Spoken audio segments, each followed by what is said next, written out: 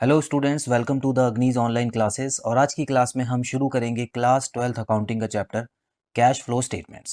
सो students, बहुत ही important chapter है, याद रखिएगा। इसमें से एक क्वेश्चन एग्जाम में ज़रूर आएगा जो कि 6 या 8 नंबर का होगा और हर एग्जाम में श्योरिटी के साथ क्वेश्चन आता है। तो इसका कॉन्सेप्ट आज की क्लास में हम समझेंगे और आज की क्लास में इंट्रोडक्शन कवर करेंगे। So students, cash flow statements का मतलब है कि कंपनी को एक और नया रिकॉर्ड बनाना होता है कि कैश फ्लो किस तरफ हो रहा है। तो बेसिकली स्टूडेंट्स देखिए, कंपनी नॉर्मली कौन कौन से रिकॉर्ड्स बनाती है। देखिए, एक तो बैलेंस शीट बहुत मेन अकाउंट होता है, ठीक है। बैलेंस शीट कंपनी की फाइनेंशियल पोजीशन के बारे में बताती है और उससे भी पहले बनता है प्रॉफिट एंड लॉस अकाउंट, जो कि कंपनी के फ़ायदे और नुकसान के बारे में बताता है। सो स्टूडेंट्स, ये तो हो गए कंपनी के फ़ायदे और नुकसान, जैसे कि कंपनी कितना सामान बेचती है, कितना सामान वो खरीदती है, और कंपनी के खर्चे और फ़ायदे। उसके अलावा जो भी फिक्स्ड एसेट्स वगैरह होती हैं या एसेट्स और लायबिलिटीज़ होती हैं, वो बैलेंस शीट में दिखाई जाती है। सो कैश फ्लो स्टेटमेंट्स बनाने की क्या ज़रूरत है? तो स्टूडेंट्स याद रखिएगा, बैलेंस शीट और प्रॉफिट एंड लॉस आपको ये तो दिखाता है कि कैश कितना है, अल्टीमेटली कैश कितना बचा, ठीक है। आपको ये दोनों अकाउंट जो है वो शॉर्ट में बताएंगे कि कंपनी के पास स्टार्टिंग में इतना कैश था, ठीक है। कैश इन हैंड के नाम से आता है, आपने देखा होगा बैलेंस शीट में एसेट साइड में कैश इन हैंड लिखा होता है। तो इसका मतलब है इसमें ये तो बता दिया जाएगा आपको ओपनिंग बैलेंस शीट में कि स्टार्टिंग में कितना कैश है और एंड में कितना कैश है। लेकिन कैश इनफ्लो और आउटफ्लो कितना हुआ, क्या वो कैश उधार वाला कैश तो नहीं है हमारे पास, या उसी तरह क्या हमने वो एसेट बेच के कैश तो नहीं कमाया। तो ऐसे जो कैश होते हैं स्टूडेंट्स, वो कंपनी को फ़ायदा नहीं पहुंचाते। देखिए, उधार में अगर आपने किसी से पैसा लिया है तो वो प्रॉफिट में अगर आप काउंट कर रहे हैं तो गलत होगा। उसी तरह अगर आपने कोई पुरानी मशीन बेच के उसका पैसा अगर आपने प्रॉफिट में लिख लिया है तो वो भी गलत होगा, उसमें कंपनी की मेहनत तो नज़र नहीं आ रही। तो स्टूडेंट्स, ऐसे में बैलेंस शीट और प्रॉफिट एंड लॉस अकाउंट बनाने के बाद एक और अकाउंट बनना चाहिए, कैश फ्लो स्टेटमेंट्स बेसिकली। तो कैश फ्लो स्टेटमेंट जो अकाउंट होता है स्टूडेंट्स, वो आपको बताता है कि कितना कैश कंपनी के अंदर आया है, मतलब इनफ्लो, और कितना कंपनी के बाहर गया है, मतलब कैश आउटफ्लो। तो इसी के बारे में रिकॉर्ड किया जाता है। अब आपके मन में सवाल आ रहा होगा कि ये किसको बताने के लिए हम लोग कैश फ्लो स्टेटमेंट बनाते हैं, या क्या ये बनाना ज़रूरी है जब हमको पता है कि कैश शुरुआत में इतना है, कैश एंड में इतना है, क्या उससे ही काफ़ी नहीं है? तो स्टूडेंट्स, आपको मैं बता दूं, इसकी इंपॉर्टेंस भी बहुत ज़्यादा है, क्योंकि जो भी शेयर होल्डर्स होते हैं, डिबेंचर होल्डर्स होते हैं, या जो बैंक्स होती हैं, वो किसी कंपनी में तभी पैसा लगाती हैं जब वो उसका कैश फ्लो चेक कर लें।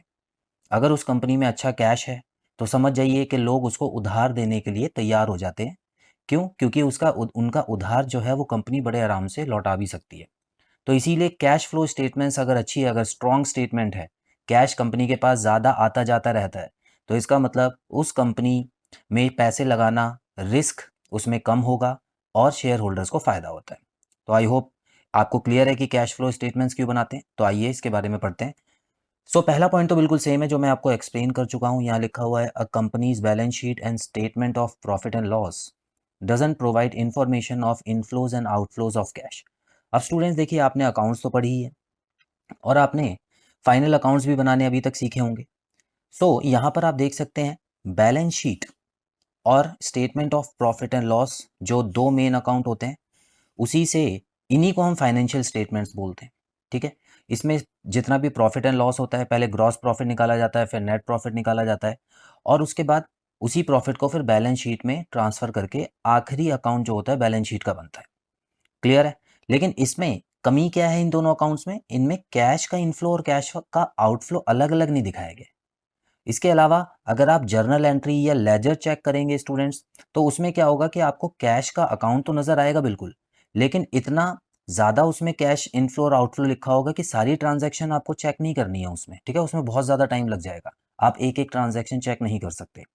तो कैश फ्लो स्टेटमेंट जो बनती है स्टूडेंट्स, वो शॉर्ट में बनाई जाती है और उसमें डिटेल भी होता है, ठीक है। ऊपर ऊपर से इसमें अकाउंट्स लिखे जाते हैं कि क्या चेंज आया पिछले साल से इस साल के अंदर अंदर और किस वजह से चेंज आया। तो बस इतना होता है स्टूडेंट। चलिए आगे बढ़ेंगे। A company needs a separate account that provides a detail picture of cash inflow and outflow.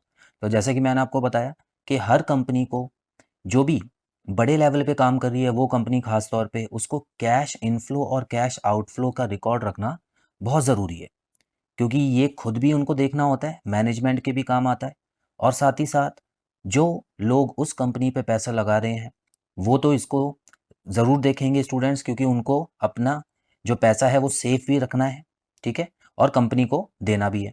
तो ये डिसीजन जो होता है वो कैश इनफ्लो और आउटफ्लो पे रहता है। आगे बढ़ेंगे।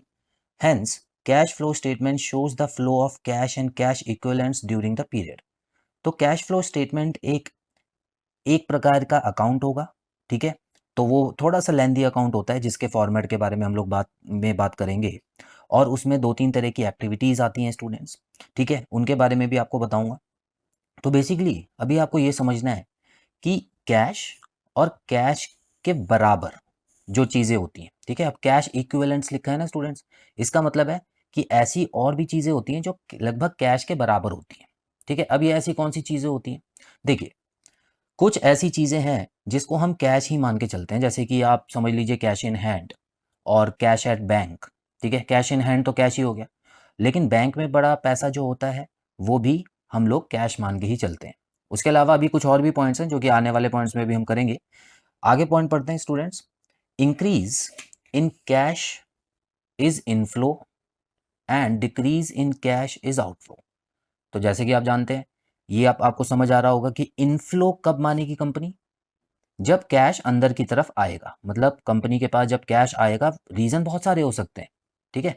फॉर एग्जांपल अगर हम देख लें कि कंपनी ने सामान बेचा है, ठीक है ना, या तो ऐसे कर समझ लेते हैं प्रोसीड्स फ्रॉम सेल्स, ठीक है, तो यहाँ पे सामान बेचा ना कंपनी ने, तो स्टूडेंट्स कंपनी ने जब सामान बेचा तो पैसा किस तरफ आया होगा, वो जाहिर सी बात है इनफ्लो हुआ होगा, कैश जो है वो अंदर की तरफ आया होगा, तो इसीलिए इस वाली ट्रांजैक्शन को बोलेंगे हम कैश इनफ्लो। और दूसरी ट्रांजैक्शन जिसमें कैश किसी भी तरह कम होता है या बाहर की तरफ जाता है तो उसको बोलते हैं आउटफ्लो। इन्हीं दोनों का रिकॉर्ड आपको करना होता है, इनफ्लो और आउटफ्लो का। याद रखिएगा स्टूडेंट्स, इस अकाउंट में एक और ख़ास बात है जो ये बताती है कि सिर्फ और सिर्फ आपको कैश पे ध्यान देना है, ठीक है, इसमें और चीज़ों पे ध्यान नहीं देना। अब फॉर एग्जांपल आपने मान लेते हैं कि एक मशीनरी बेची, ठीक है, सोल्ड मशीनरी, और उस मशीन की जो कीमत थी वो 1 लाख रुपए थी, ठीक है। अब आपके पास से एक मशीन चली गई, वो रिकॉर्ड नहीं करना आपको, आपको ये रिकॉर्ड करना है कि जो कैश आया, इसके बदले में कैश ज़रूर आया होगा आपके पास, तो आपको बस कैश के हिसाब से देखना है। तो इसमें आपको जब भी आप इसकी एंट्री डालेंगे तो बेसिकली कैश को आपको इंक्रीज करना है स्टूडेंट्स, ठीक है। सोल्ड मशीनरी वाला पॉइंट जो है वो आपको इग्नोर करना होगा इसमें। हालांकि ये जो पॉइंट्स हैं ये आपको बहुत अच्छे से बाद में बताऊंगा जब क्वेश्चन सॉल्व करेंगे हम लोग। आगे बढ़ते हैं फिलहाल। Cash and cash equivalents both are recorded in the statements, ठीक है। अब ये कैश इक्विवेलेंट्स देखिए बार बार आ रहा है तो आइए पढ़ ही लेते हैं। तो कैश इक्विवेलेंट्स में आपको बेसिकली 5 चीज़ें जो आपको यहाँ पे नज़र आ रही हैं लास्ट पॉइंट में, वो आपको रिकॉर्ड करनी होती है। और बेसिकली कैश इक्विवेलेंट्स अगर क्वेश्चन में दिया हुआ है तो आपको समझ जाना है कि इन्हीं 5 चीज़ों के बारे में बात हो रही होगी। सो स्टूडेंट्स कौन सी चीज़ें, कैश इन हैंड आपको समझ आ चुका है, ये वो पैसा होता है जो कंपनी के पास पड़ा होता है। बेसिकली आप समझ लीजिए कि ड्रॉअर में पड़ा हुआ है या कहीं भी सेफली रखा हुआ है, लेकिन कंपनी के अंदर वो कैश है। दूसरा, cash at bank. Cash at bank है जो कंपनी का ही पैसा बैंक में जमा है, ठीक है, कंपनी का करेंट अकाउंट होता है, आपको पता है स्टूडेंट्स। सो उस करेंट अकाउंट के अंदर कितना पैसा पड़ा हुआ है उसको बोलते हैं कैश एट बैंक। तीसरी चीज़ देखिए, मार्केटेबल सिक्योरिटीज़। स्टूडेंट्स ये वो वाली सिक्योरिटीज़ होती हैं, या सिक्योरिटीज़ बेसिकली क्या होता है, जब हम किसी भी कंपनी में पैसा लगाते हैं तो उसको हम 2 तरह से पैसा लगा सकते हैं, एक तो लंबे समय के लिए और एक शॉर्ट समय के लिए। शॉर्ट समय मतलब अगर आप चाहें तो उसको तुरंत बेच सकते हैं, आपको जो पेमेंट है वो 1 या 2 दिन में मिल जाएगी, ठीक है। अगर मान लेते हैं किसी कंपनी ने किसी और कंपनी पे पैसा लगाया है शॉर्ट टर्म के लिए, तो उसी को बोलेंगे मार्केटेबल सिक्योरिटीज़। अब वो कभी भी और पैसा लगा सकती है या लगा हुआ पैसा वापस भी ले सकती है कंपनी से, और वो तुरंत ही मिल जाता है, तो इसीलिए इसको कैश के समान समझा जाता है, ठीक है। यहाँ पे क्या लिखा हुआ है, शॉर्ट टर्म इन्वेस्टमेंट। तो कंपनी अगर किसी दूसरी कंपनी में इन्वेस्ट कर रही है पैसा थोड़े समय के लिए, तो समझ जाइए कि वो भी कैश ही होता है, ठीक है। आगे बढ़ेंगे। करेंट इन्वेस्टमेंट बेसिकली स्टूडेंट्स 1 साल के अंदर अंदर वाली इन्वेस्टमेंट होती है, ठीक है। जब भी वर्ड करंट आ जाए तो समझ लेना जो भी 1 साल के अंदर अंदर चीज़ बदल जाती है अकाउंट्स में, उसके लिए हम लोग करंट वर्ड लगाते हैं, बाकी फिक्स्ड वर्ड यूज़ होता है। सो करंट इन्वेस्टमेंट्स जो है वही है, बिल्कुल सेम। ऊपर वाला पॉइंट आप समझ लीजिए, short term investment, current investment, ठीक है। कभी कभी अलग अलग नाम से आ जाते हैं, इसलिए यहाँ पे अलग से बता दिया गया। Cheques and drafts. अब स्टूडेंट्स ये भी आपको पता ही है, क्योंकि आपने देखे ही होंगे चेक्स वगैरह जो होते हैं, तो किसी भी पर्सन को अगर हम कैश की बजाय चेक से पेमेंट कर दें तो वो राज़ी खुशी ले लेते हैं ज़्यादातर, ठीक है। अगर आपको बड़ी पेमेंट करनी है तो आप ये भी बोल सकते हो कि मैं चेक से पेमेंट करूँगा। ड्राफ्ट्स भी बिल्कुल चेक की तरह ही होते हैं स्टूडेंट्स। ड्राफ्ट पे बस आपको नाम लिखना होता है और उसके एड्रेस पे भेजना होता है, और ड्राफ्ट्स में बैंक कुछ अलग से चार्जेस लगाती हैं, जो कि इस चैप्टर के हिसाब से ज़्यादा इंपॉर्टेंट नहीं है, ठीक है। लेकिन अगर चेक और ड्राफ्ट आ जाए तो समझ लेना वो एक ही चीज़ होता है स्टूडेंट्स। क्लियर है? तो यहाँ पर ये पाँचों के पाँचों ही कैश एंड कैश इक्विवेलेंट्स में आ जाते हैं। जब हम इसका अकाउंट बनाएंगे तो आप देखेंगे कि ये सारी चीज़ें एक ही साथ लिखी जाती हैं कैश में। आई होप ये चीज़ क्लियर है स्टूडेंट्स। सो बहुत ही इंटरेस्टिंग चैप्टर है स्टूडेंट्स। यहाँ पर कैश एंड कैश फ्लो का आप इसमें देखेंगे कि इसमें कैश का इनफ्लो और आउटफ्लो किस तरह से होता है, और ये देखेंगे कि 3 तरह की एक्टिविटीज़ होती हैं बेसिकली इसमें। याद रखिएगा कौन कौन सी, ये भी बता देता हूँ आपको। देखिए सबसे पहले आती है ऑपरेटिंग एक्टिविटी, जो बिजनेस का मेन काम होता है, ठीक है। जो मेन काम होता है, जिसका बिजनेस होता है, उससे संबंधित एक्टिविटीज़ होती हैं ऑपरेटिंग। तो इसमें कितना पैसा आया, कितना गया। उसके बाद आती है स्टूडेंट्स इन्वेस्टिंग एक्टिविटी। इन्वेस्टिंग में बेसिकली मशीन्स वगैरह खरीदना, या कहीं भी अगर कंपनी पैसा लगा रही है तो उसमें कितना पैसा आया और कितना गया। और तीसरी होती है फाइनेंसिंग एक्टिविटी। फाइनेंसिंग होती है स्टूडेंट्स, जैसे कि मैंने आपको बताया, फाइनेंसिंग का मतलब क्या होता है कि पैसा कहीं भी कभी भी उधार लेना, ठीक है। आप ये फाइनेंसिंग मैनेजमेंट में भी पढ़ेंगे, जब आप बिजनेस स्टडीज़ पढ़ेंगे तो इस वर्ड का मतलब ये होता है कि पैसा उधार लेना।